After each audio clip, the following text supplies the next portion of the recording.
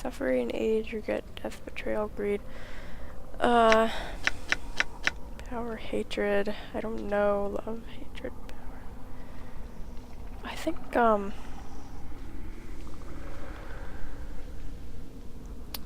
think any of these. Well, power, definitely. Love, yeah. Hatred. Yeah. Yeah. Greed. I think maybe. Kind of one of those things that you're either greedy or you're not, but I think you could become greedier. Betrayal could. Death, yeah, in this game, since you can die more than once. Age, just kind of, I don't know about changing your nature. Probably overthinking it, as I do. Regret probably wouldn't. Suffering could. I mean, all these things could in various ways.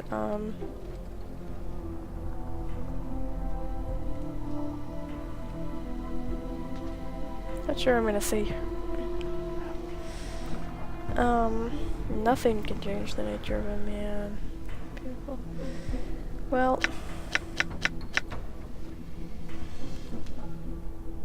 I think I'm gonna say love, considering the story ties in with Dayanara, and I think a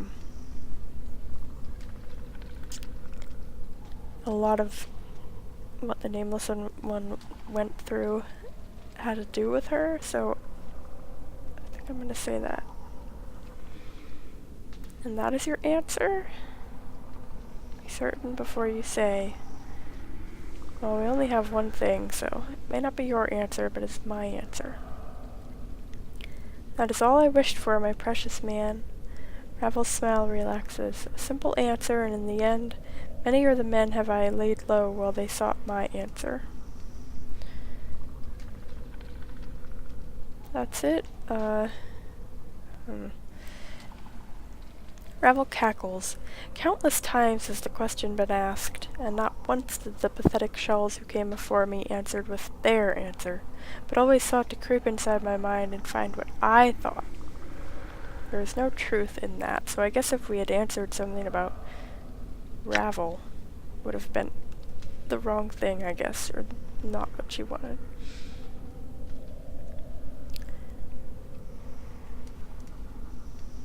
Don't think they ever could have answered you true, even if it was true to them. Interesting. Ravel falls suddenly strangely silent. She is watching you warily. You never cared about any answer other than mine, ever, did you? Yet still you asked the question, knowing that no matter what the answer they gave, they would die by your hand. Updated my journal. Ravel hisses. Of course your answer was the only one I sought, for you were the only reason I asked the question. Did you think I cared for them? Did you think I even cared a fraction of the amount for them that I cared for you, my precious man? Answer me that. Through answering your questions, I hope this is the right thing to say. I hope this doesn't piss her off. Okay. Of course, ever questions. Why did you make me immortal? It's what you wanted, Seedblade, and you asked so sweetly. Now how could Ravel say no to one such as you? Immortality was your solution to your challenge to me. I don't know. Time has chipped away at my memories as well, it would seem. Seem? If you remember, tell me. I'm curious myself. It must have been something important. Isn't it in the nature of a man to want to live forever? Only if what lies on the other path carries greater pain. Come on, Ravel, this is important. Depth was the thing you needed to dodge. An easy thing to say, mayhap, but to do, it is not. Immortality, even with its flaws, was the best solution this withered mind could untangle. Lead is not easily changed to gold, but it is possible throughout the unwise. Unwise? Ravel. If water could be drawn from blood. Mortality can be taken from a mortal, peeled back like a sticky film. Yeah. The gulf between man and unman is great. You traveled the distance. I provided the means, but you crossed on your own. Ravel slaps her head and rakes her hand through her hair. Bad, Ravel. Mortals are too flawed to be made to last.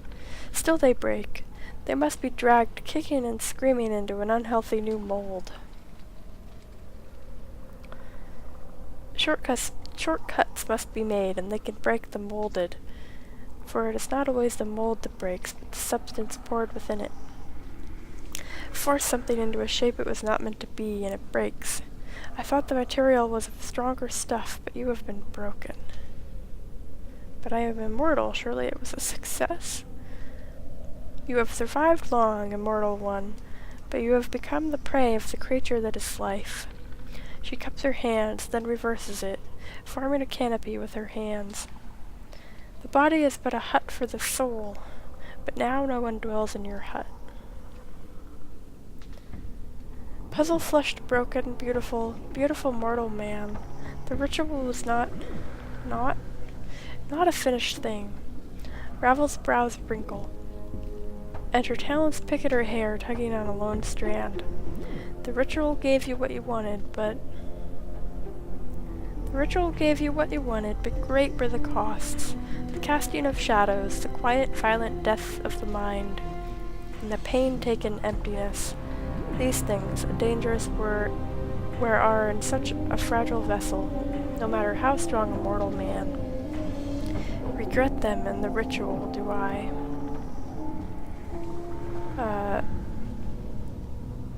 Casting of shadows? Those are the shadows that follow us around, I assume. Ungrateful shades, but ungrateful without cause? The shades, they hate you, nameless one, for they are fathered by you, your children. Once forsaken, they will never forgive. They will do everything they can to destroy the parent. Such is the way of children. How do I father these shadows? Oh.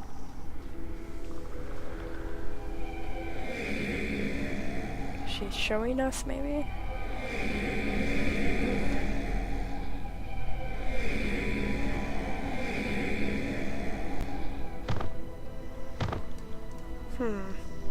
Not sure that is actually an explanation. You cast shadows on existence, nameless one. With every death, a shadow arises fresh from the fields of your flesh. They wander for a time, but always they return, looking to murder their parent. Such is the way of many offspring. Ravel purses her lips at disapproval, then suddenly pokes you in the chest with a talon. And thankless young men such as yourself. Quiet, violent death of the mind. 1,000 deaths, and you recover from each. Not so the mind. The mind is much more fragile. Its scars run deep and do not heal.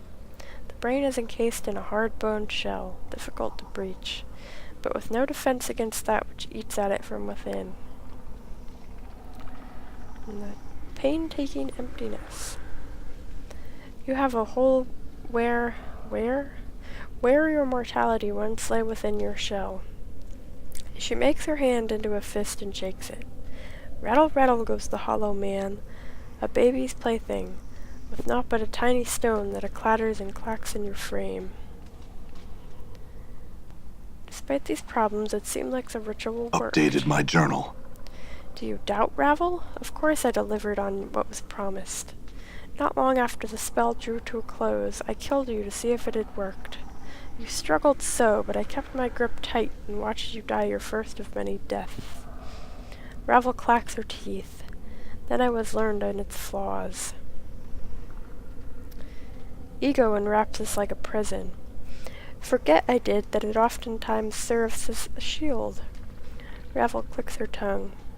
My pretty, pretty thing, there is much wisdom and understanding in the truth that life is a preparation for the ultimate goal, death. Our life is a means by which we learn how to die. If we forget such things... So that's when you discovered I lost my memories. Yes, unfortunate. Without the mortality to hold such memories tight, the shell a body is. Is my mortality still intact? Ravel seems surprised, then alarmed. Yes, yes, yes. Fear not for a broken mortality. If you were here talking to me, intact your mortality must be. Such a thing cannot not be destroyed as long as you exist. You are an anchor for your mortal soul. As long as you are intact, so shall it be. Made to last are you. Ravel smiles and gives a wheezing laugh. For life swallowed you and spit you out. It swallowed him, but I don't think if he came out of that end. Oh, Mort. Take my immortality back, I guess. I guess I want it back. Okay, you make a demand? Ravel's black-veined eyes sharpen and twist, taking a disturbing awareness, and she bares her yellow fangs. No, no, no. That, Ravel, I will not do. What is undone cannot be done. So we can either kill her, which didn't end well last time, but we'll ask why not. Ravel cannot give such a thing to you, my precious man, for Ravel has nothing to give. I never possessed you or your mortality, though I wish to keep them both in my garden as selfish affection's keepsakes, trace the patterns of your flesh, but such things Ravel could not bring herself to do. Why not?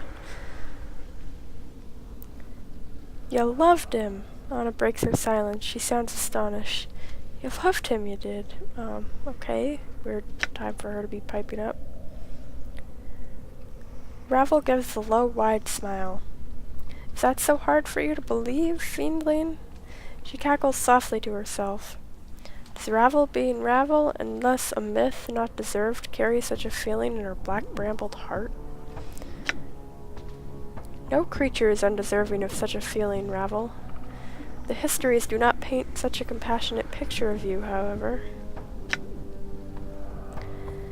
The past is past, and histories care little for speaking the truth of it.